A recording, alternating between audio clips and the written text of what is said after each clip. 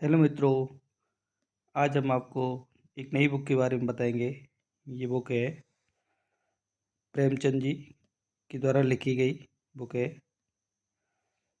यानी गोदान है ना, गोदान जो प्रेमचंद जी के द्वारा रचित है। इसमें क्या बताया गया है? भारतीय किसान की दीनहीन दशा को दर्शाया कलम के जादूगर मुंशी प्रेमचंद का अनमोल उपन्यास, यानी अनमोल उपन्यास है ये गोदान। इस गोदान को ज़रूर पढ़ना चाहिए। इसमें भारतीय समाज के बारे में, भारतीय किसान संस्कृति और सब के बारे में, गाँव का परिदृश्य इसमें बताया गया है। और ये बुक एक बार इसको पढ़ेगा तो इसको जब तक छोड़ेगा नहीं, जब तक इसको पूरा नहीं पढ़ लेगा। इसमें हर तरह की परिस्थितियों के बारे में बताया गया है और बहुत ही बेहतर बुक है। आप उसको एक बार ज़रूर पढ़ें, है ना।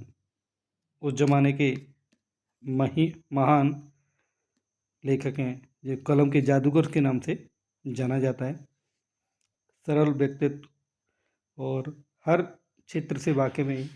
तो देखो, ये गोदान के बारे में बताया गया है।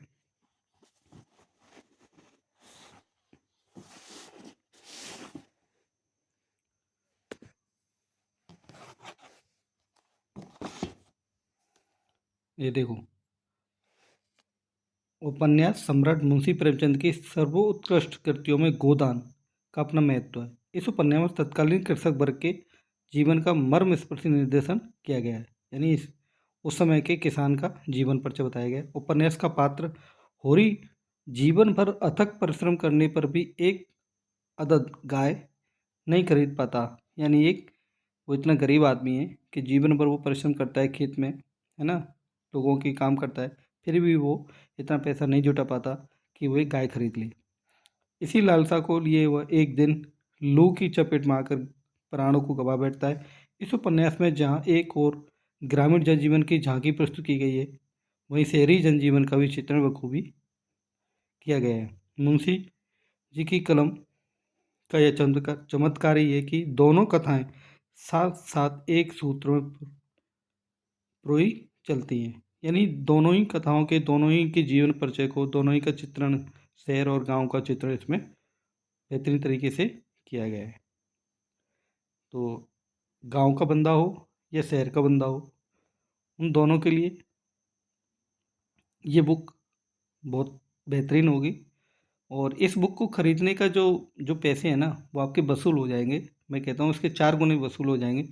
और आपको एक बहुत बेहतरीन, आप इंसान तो हो ही, लेकिन फिर भी आपको इतनी समझ विकसित कर देगी और आपको कई चीज़ों से परिचित करा देगी जो भविष्य में घटनाओं से घटित होने वाली परेशानियाँ हैं, उनसे किस तरह से निपटा जाता है, किस तरह की परेशानी आती हैं, अपना पराया सब कुछ इसमें बताया हुआ है। यानी तभी तो उन्होंने कहा है ना, ये प्रेमचंद जी की सबसे अच्छी कृतियों में समाहित है गोदान। ठीक है मित्रों, तो हिंदी के बंदे तो इसको ज़रूर पढ़ें और सभी बंदों को पढ़नी चाहिए इस बुक को, है ना। जिस तरह से आप रामायण, महाभारत, गीता, है ना, कुरान, ये सब पढ़ते हैं ना, इस तरह से आप इस बुक को भी एक बार पढ़ के और फिर देखिए कितना आनंद आता है। यानी जीवन जीने की बहुत सारी कलाएं आपको मिलेंगी इस बुक से।